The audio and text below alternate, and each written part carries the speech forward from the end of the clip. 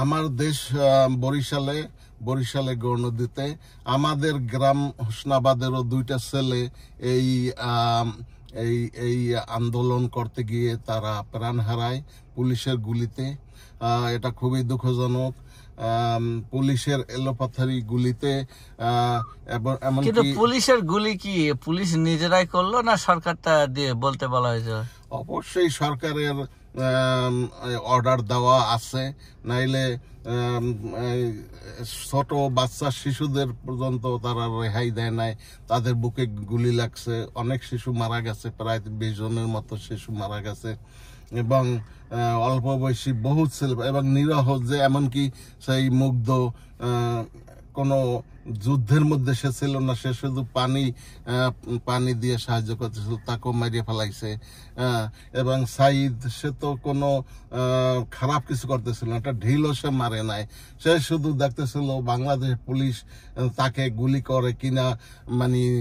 মানে তার ইচ্ছা ছিল যে হয় আমার দেশি পুলিশ আমাকে গুলি করতে পারে না।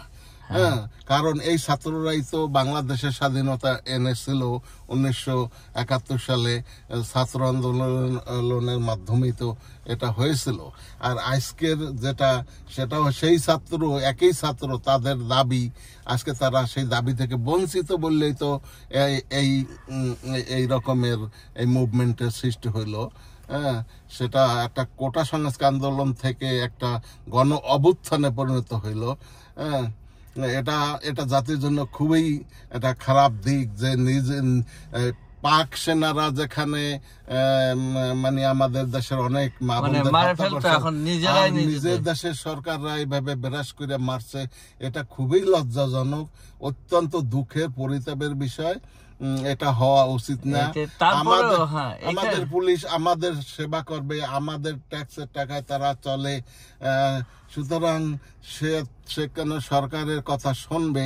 আর সরকারই কেন আমাদের বিপক্ষের? মনে হয় যেন অন্য কোনো দেশের কোনো রাষ্ট্রপ্রধান বসে আছে বাংলাদেশের মসনদে। হ্যাঁ, কিন্তু এটা এই হাসিনা আসলে বিশ্ব স্বৈরাচারে রূপ নিছে। তার যে সে একটা ডাইনি, অনেক রক্ত সে খাইছে, অনেক হত্যাযজ্ঞ সে করছে, গুম হত্যা, হাজার হাজার লোককে গুম করেছে, হাজার হাজার লোককে জেলে বন্দি, জেলে ভরপুর লোকজনে। এই কোটা সংস্কার আন্দোলনের বহু ছাত্র এখন জেলে, তাদেরকে জেলে ভরছে, তাদের হাত পাও ভাঙ্গা চুরমার করে দিয়েছে, হসপিটাল ভর্তি। এটা একটা অসহ্য। মানুষ পারে এই রকমের মানুষকে এইভাবে নির্যাতন হত্যা করতে? এটা ধারণাই করা যায় না। যাই হোক, একটা কথা আছে, আল্লাহ কাউকে ছেড়ে দেন না, ছাড় দেন কিন্তু ছেড়ে দেন না। এটা তার প্রাপ্য ছিল। ধন্যবাদ সবাইকে। তো এখানে তো ওনার বাবা বঙ্গবন্ধুরও তো মান সম্মান নষ্ট করলো উনি। হ্যাঁ, সে তার বাবার বাণিজ্য সব নষ্ট করছে, যতটুক ছিল তাও নষ্ট করে ফেলাইছে। আর সে শুধু ওই এই ওয়েস্টার্ন কান্ট্রির প্যাটার্ন ফলো করিয়া তকমা দিত, খালি ওই জঙ্গি টঙ্গি। বাংলাদেশে কোনো জঙ্গি নাই, আমরা ওখানে হিন্দু মুসলমান ভাইরা মিলেমিশে থাকি, এখানে কেউ কারো শত্রু না। আমরা ছোট থেকে একত্রে বসবাস করছি, তাদের পূজা অর্চনায় আমরা গেছি, দাওয়াত খাইছি, তারা আমাদের বিভিন্ন সময় আমাদের অনুষ্ঠান দিত, তারা আসছে, আমরা মিলেমিশে আছি। এটা ভাবাই যায় না। আর সে যে জঙ্গি নাটক করে